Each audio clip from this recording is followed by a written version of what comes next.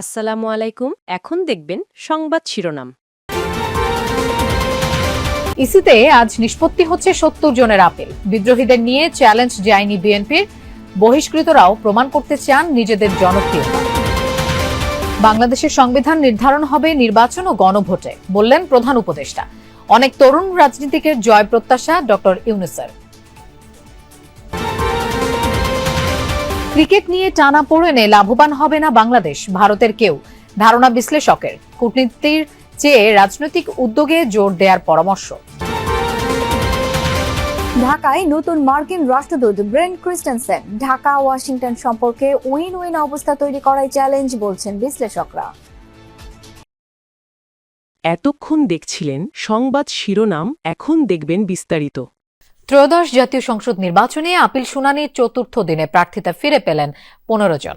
এর আগে গতকাল শুনানির তৃতীয় দিনে ৭১টি আবেদনের নিষ্পত্তি করেছে ইসি, যার মধ্যে ৪১ জনের আবেদন মঞ্জুর করা হলেও বাতিল হয়েছে ২৫টি। আজ সকাল ১০টায় চতুর্থ দিনের আপিল শুনানি শুরু হয়, চলবে বিকেল ৫টা পর্যন্ত। এখন পর্যন্ত মোট ২৪টি শুনানি হয়েছে, যার মধ্যে বাতিল হয়েছে ৭টি। এর মধ্যে নোয়াখালী ৫ আসন থেকে কামাল উদ্দিন পাটোয়ারি জেএসডি প্রার্থিতা বাতিল ঘোষণা করা হয়েছে। এদিকে জামায়াত থেকে নোয়াখালী ৫ আসনে মোহাম্মদ বেলায়েত হোসেন এবং কুমিল্লা ৩ আসনে মোহাম্মদ ইউসুফ সোহেলের প্রার্থিতা বৈধ ঘোষণা করা হয়েছে। অনুপস্থিত রয়েছে একটি এবং অপেক্ষমান রয়েছে ২টি। ২১১ থেকে ২৮০ নম্বর পর্যন্ত আপিলের শুনানি হওয়ার কথা রয়েছে আজ। এর আগে প্রার্থিতা ফিরে পাওয়ার আপিলের তৃতীয় দিনে ৭১টি আবেদনের নিষ্পত্তি করেছে ইসি। ইনকাম ট্যাক্সের সাথে সম্পদের বিবরণের সাথে কিছুটা গরমিল থাকার কারণে আমাকে রিটার্নিং অফিসার বাতিল করছে। আমি আশা রাখি ইনশাল্লাহ আমাদের প্রার্থিতা আজকে ফিরে পাবো। আমি আশা করি মাননীয় নির্বাচন কমিশনের পক্ষ থেকে ন্যায় বিচার পাবো। আয়করের রিটার্ন আমরা জমা দিই না, যেহেতু টিন আমাদের নতুন ছিল, আমাদের জানা ছিল না বিষয়টা পরিপূর্ণভাবে। আমার যে মনের আশা, এই আশাটা যেন আলহামদুলিল্লাহ আল্লাহ পূরণ করে এবং আপিল শুনানিতে আমার রায় পেয়েছি। দিনের মধ্যাহ্ন বিরতি পর্যন্ত ৩৬ জনের শুনানি সম্পন্ন হয়েছে, যার মধ্যে ২৩ জন তাদের আপিল মঞ্জুর হয়েছে, অর্থাৎ তারা প্রার্থিতা ফিরে পেয়েছেন এবং নির্বাচনের মাঠে সক্রিয় হতে পারেন। ১২ জনের আপিল না মঞ্জুর হয়েছে, অর্থাৎ প্রার্থিতা বাতিল হয়েছে। একজন আজকে অনুপস্থিত ছিলেন এখনো পর্যন্ত। তো দিনের প্রথম ভাগের যে আপিল শুনানি সেটি সম্পন্ন হয়েছে। মধ্যাহ্ন বিরতির পরে আরও ৩৫ জনের আপিল শুনানি হওয়ার কথা রয়েছে। তো এখনো পর্যন্ত গতকাল পর্যন্ত ২১০ জন এবং আজকে এই যে ৩৬ জন হলো, এই মিলিয়ে ২৪৬ জনের মোট আমরা দেখলাম যে আপিল শুনানি হলো। যাদের রিটার্নিং কর্মকর্তা প্রার্থিতা বাতিল করেছিলেন, সেখান থেকে তারা নির্বাচন কমিশনে আপিল করেন এবং তাদের আপিল শুনানি হলো। ফেব্রুয়ারিতে নির্বাচন ও গণভোটের মাধ্যমে নির্ধারণ হবে দেশের ভবিষ্যৎ, এমনটা জানিয়েছেন প্রধান উপদেষ্টা ডক্টর মোহাম্মদ ইউনূস। সকালে দক্ষিণ এশীয় উচ্চশিক্ষা আঞ্চলিক সম্মেলনের উদ্বোধনী অনুষ্ঠানে কথা বলেন তিনি। প্রধান উপদেষ্টা আরও বলেন, এদেশের শিক্ষা ব্যবস্থায় শুধুমাত্র চাকরি পাওয়ার জন্য পড়াশোনা করানো হয়।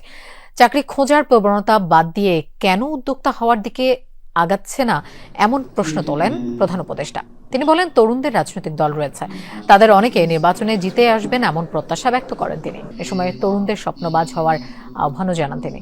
৩ দিনব্যাপী ১৫ জানুয়ারি পর্যন্ত রাজধানীর লা মেরিডিয়ান হোটেলে চলবে এই সম্মেলন। বাংলাদেশের উচ্চশিক্ষাকে নতুন উচ্চতায় উন্নীত করা এবং সার্কভুক্ত দেশগুলোর উচ্চশিক্ষা কমিশন নেটওয়ার্ককে আরও শক্তিশালী করার লক্ষ্যে এই সম্মেলন আয়োজন করা হয়েছে। Election is coming up on 12th of February. The uprising tore apart everything. They created their own charter, July Charter, to undo everything that we are. আইপিএলে মোস্তাফিজের খেলা বাতিলকে কেন্দ্র করে বাংলাদেশ ভারতের মধ্যকার সম্পর্কের টানাপোড়েন সমাধানে কূটনৈতিক নয়, রাজনৈতিক উদ্যোগ জরুরি বলে মনে করেন আন্তর্জাতিক সম্পর্ক বিশ্লেষকরা। তারা বলছেন, এই সংকটে ঢাকা বা দিল্লি কোনো পক্ষেরই লাভবান হওয়ার সুযোগ নেই। তাদের ধারণা, বাংলাদেশ ভারত সম্পর্ক বিদ্যমান অবস্থার চেয়ে আরও বেশি খারাপ হলে তার জন্য ভুগতে হবে দুপক্ষকেই। গত ডিসেম্বরের আইপিএলের নিলামে ৯ কোটি ২০ লাখ রুপিতে শাহরুখ খানের দল কলকাতা নাইট রাইডার্সে চুক্তিবদ্ধ হয়েছিলেন বাংলাদেশের পেসার মুস্তাফিজুর রহমান। বিনা মেঘে বজ্রপাতের মতো নিরাপত্তার অজুহাতে তাকে হঠাৎই বাদ দেয় ভারতীয় ক্রিকেট বোর্ড। তাৎক্ষণিক প্রতিবাদে আসছে টি-২০ বিশ্বকাপ ভারতে না খেলার কথা জানিয়ে আইসিসিকে চিঠি দেয় বিসিবি। এ বিষয়ে আনুষ্ঠানিক সিদ্ধান্ত না আসলেও ২২ গজের উত্তাপ এখন রাজনৈতিক মাঠে। ৫ আগস্টের পর টানাপোড়েনে ঢাকা দিল্লির সম্পর্কে নাই নতুন মোড়, যার দায় আসলে কার?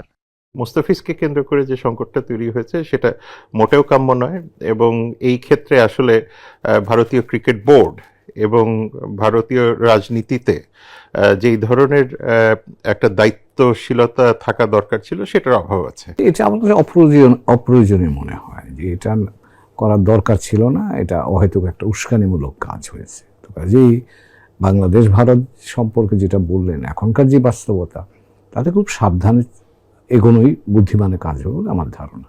জুলাই অভ্যুত্থানে ক্ষমতাচ্যুত প্রধানমন্ত্রী শেখ হাসিনার ভারতে অবস্থান এবং সেখান থেকে বিভিন্ন গণমাধ্যমে বাংলাদেশের সরকারের বিরুদ্ধে ক্রমাগত মন্তব্যে দুই দেশের মধ্যে দূরত্ব বাড়ছে। এ অবস্থায় ক্রিকেট কি রাজনৈতিক সংকট আরও বাড়াচ্ছে? প্রশ্ন ছিল বিশ্লেষকদের কাছে। আমার ধারণা সম্পর্কটা খারাপ যাক বা একটু নিচে যাক বা জন উত্তেজনায় তৈরি হোক, এটা বোধহয় কেউই চায় না। বাংলাদেশের সরকারও চায় না, ভারত সরকারও চাইবার কথা নয়। আমি মনে করি যে রাজনৈতিক বার্তা খুব বড় রকমের। ঢাকায় এসেছেন 19তম মার্কিন রাষ্ট্রদূত ব্রেন্ট ক্রিস্টেনসেন। সন্ধ্যায় শাহজালাল আন্তর্জাতিক বিমানবন্দরে তাকে স্বাগত জানান পররাষ্ট্র মন্ত্রণালয়ের কর্মকর্তা সহ যুক্তরাষ্ট্র দূতাবাসের কর্মকর্তারা। দীর্ঘদিন শূন্য থাকা রাষ্ট্রদূতের পদটি পূর্ণ হতে যাচ্ছে ক্রিস্টেনসেনের আগমনে। সাম্প্রতিক রাজনীতি, নির্বাচন, অর্থনীতি সহ বাংলাদেশ যুক্তরাষ্ট্র বহুমাত্রিক সম্পর্ক এগিয়ে নিতে নবনিযুক্ত মার্কিন রাষ্ট্রদূত নিবিড়ভাবে কাজ করবেন বলে প্রত্যাশা আন্তর্জাতিক সম্পর্ক বিশ্লেষকদের।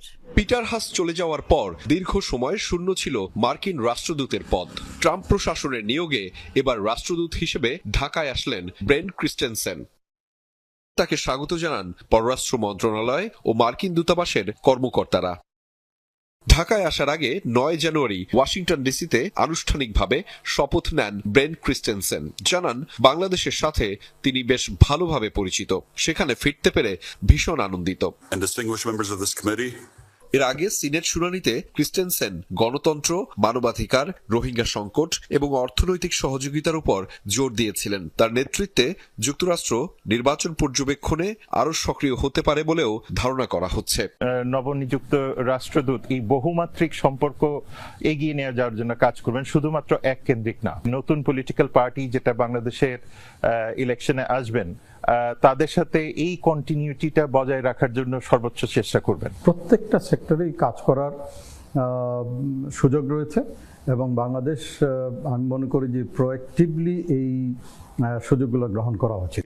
দুদেশের স্বার্থ ও বহুমাত্রিক সম্পর্ক রক্ষায় দ্বিপাক্ষিক প্রচেষ্টা ও উদ্যোগকে গুরুত্ব দিয়েছেন আন্তর্জাতিক সম্পর্ক বিশ্লেষকরা। তাগিদ দেন উইন উইন সিচুয়েশনের সম্পর্ক গঠনে। বাংলাদেশের সাথে যে চীন সংক্রান্ত সম্পর্কগুলি আছে এবং রিজিয়নালি পাকিস্তান বা ভারতের যে সম্পর্কগুলি আছে, সেগুলিও তার জন্য একটা বড় ফোকাস হবে। সাউথ এশিয়ার জন্য ইউএস সিকিউরিটি স্ট্র্যাটেজিটা